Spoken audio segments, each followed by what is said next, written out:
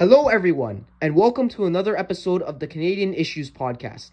I'm your host, James DeBellin, your average Toronto resident, and with me today is Dustin Dodman, an urban city planner. Today's topic is suburban sprawl, a reality that Canada faces today. Canada can be considered a suburban nation.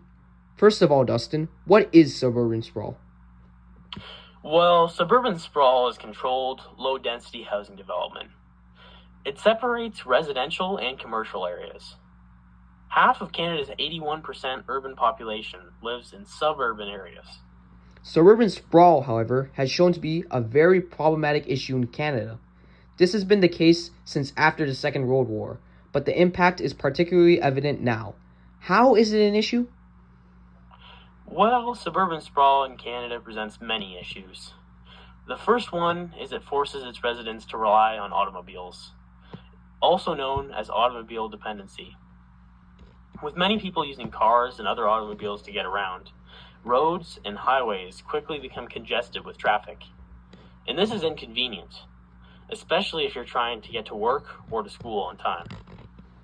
This issue is why Toronto, our own city, has one of the worst commute times in the world. So, this creates inconvenient and slow public transit commutes and traffic? I guess this explains why just yesterday I got stuck in traffic on the 401 for 2 hours. Yes, and not only that, secondly, the large number of automobiles causes many health problems. Air pollution from all of the gas emissions, from the engines and whatnot, hurts us and the environment. It's also related to a rise in chronic diseases, like heart diseases and obesity, as people are driving more and walking less due to the suburban layout. I see. What are a few other issues it creates? Thirdly, it presents a financial burden to the government and to businesses. The way suburban areas are poorly planned, it takes a bunch of money to maintain infrastructure and services, such as healthcare, transportation, emergency services, waste collection. The list goes on. It becomes a liability for the folks paying for this kind of stuff, and the services easily get strained. It also affects businesses transporting stuff, as they have to deal with the slow productivity, and high delivery fees. Yeah. So, for an example, let's say my dad's a company owner and he has to transport some stuff from point A to point B, and he's using trucks or whatever he has available. He better hope that he doesn't run into some traffic, but he's going to, because it's going to affect productivity in his company and result in him losing money, and also he has to pay some pretty high delivery fees. Another issue, the fourth one so far, that arises from suburban sprawl is service gaps. As we just said earlier, services take a huge chunk of the government's budget and effort to maintain, and sometimes the services fall short of the needs of people.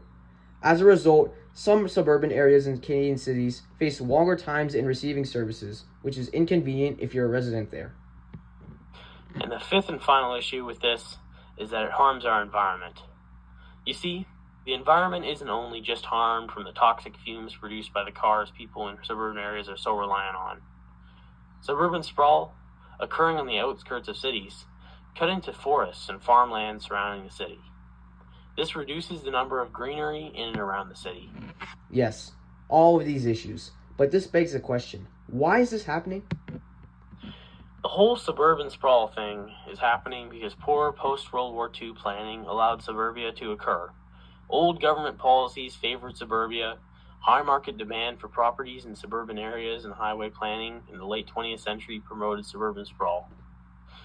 Furthermore, subsidized water and sewage treatment encouraged suburban sprawl. Affordability of suburban housing, desire to own land, and the emergence of the middle class.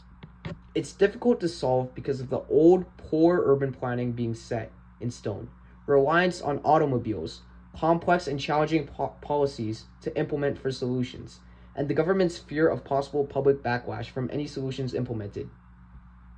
Although suburban sprawl is a very complicated problem, there are thankfully many solutions that are being or will be undertaken and implemented by the municipal and provincial governments and urban planners.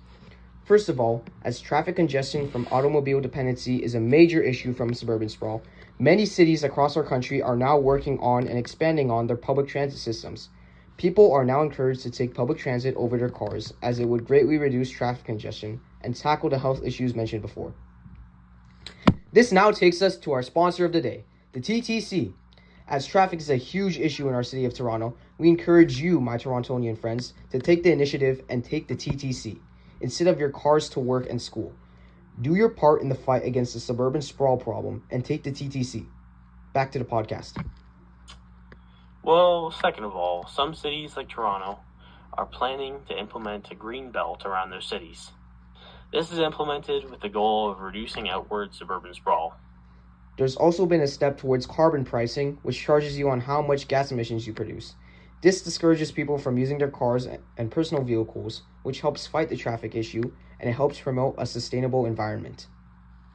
Another solution is mandating that a certain percentage of new development should only happen in already developed and urbanized areas.